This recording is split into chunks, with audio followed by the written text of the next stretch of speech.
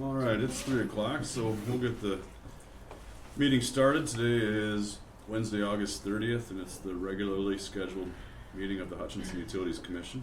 First agenda item today is the declaration of any conflicts of interest from the commissioners. Are there any conflicts? I have none. None. Being none, we'd move on to the second agenda item, which is the consent agenda, and it includes the approval of the minutes from last month as well as the ratification of payment of bills. Any questions from the commission on the consent agenda items? Questions? Motion to approve? Second. Motion by Matt, seconded by Kathy to approve the consent agenda as presented. All in favor signify by saying aye. Aye. Aye. Opposed? Consent agenda is approved. Approved financial statements. General Manager Carter is not here today, so Jared, you're stepping in to fill his shoes. Just got a few things. Electric, you'll see the net loss increased by about 111. Sales for resales down because their tolling agreement ended. Picked up feed market sales, but not a lot to make up for that. Usage was also down. Part of that can be attributed to just the way it's been this year, as well as the cooling degree days. About 15% less than they were the previous July. What else did I have? You'll see the generator fuels were way down. Part of that is just less generation than with the tolling agreement. And then the cost of power continues to be down. You'll notice we purchased for almost half of what we did last year. On the gas side, industrial usage was down. It's kind of been the trend as well. Other than that, pretty similar.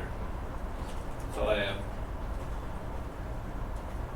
Thank you, Jared. Does the commission have any questions for Jared on the financials?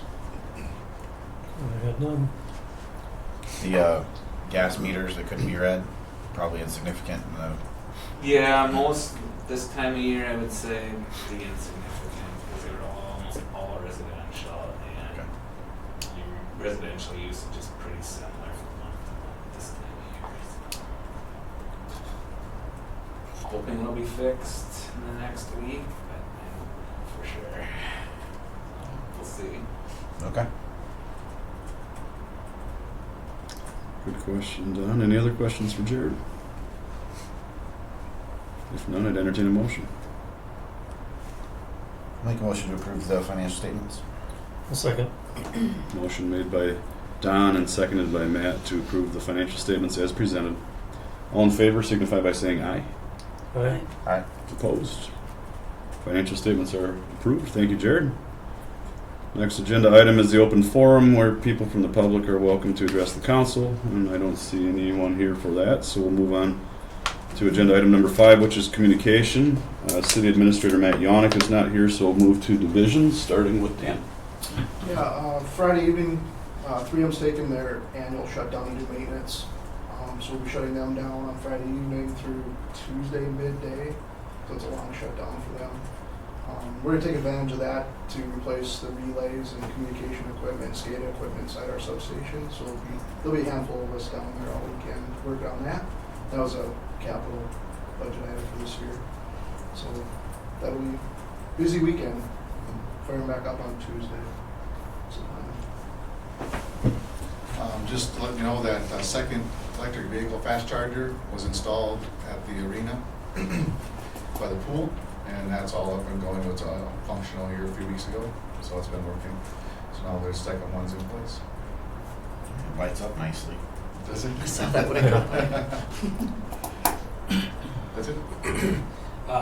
The the tuck pointing at plant 1 should be finishing up this next week on the north side and on the east side of the building.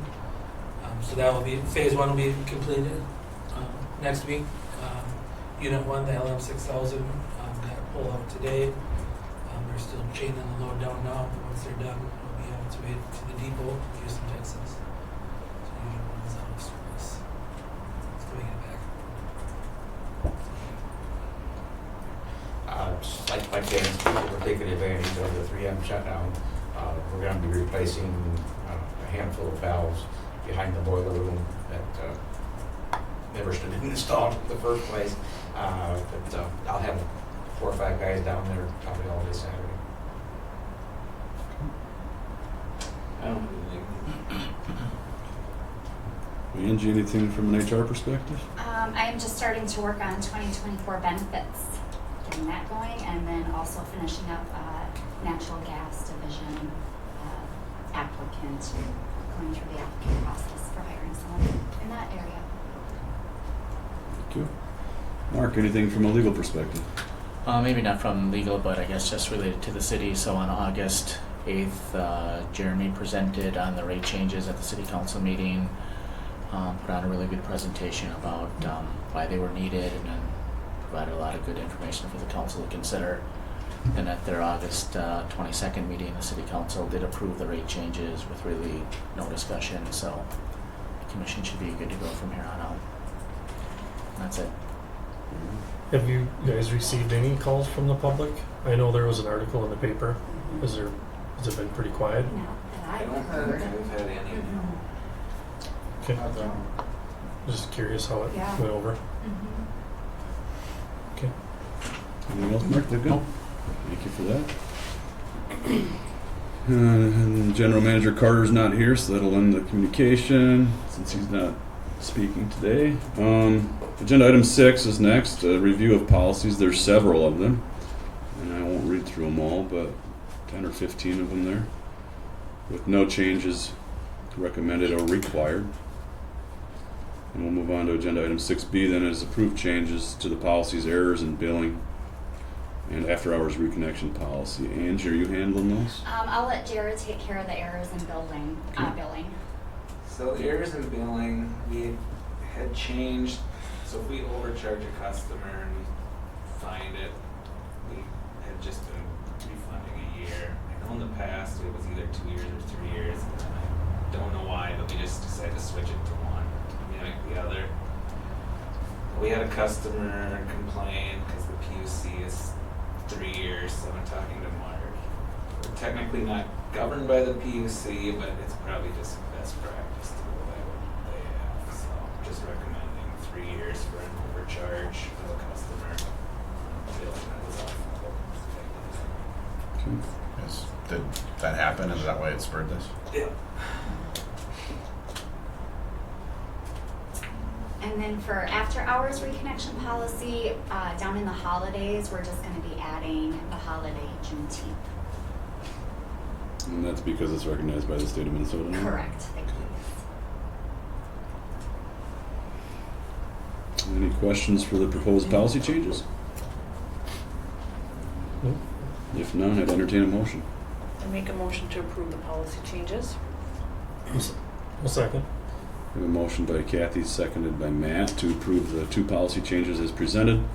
All in favor signify by saying aye. Aye. Aye. Opposed?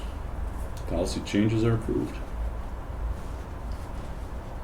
Any unfinished business the commission would like to address? Or any new business?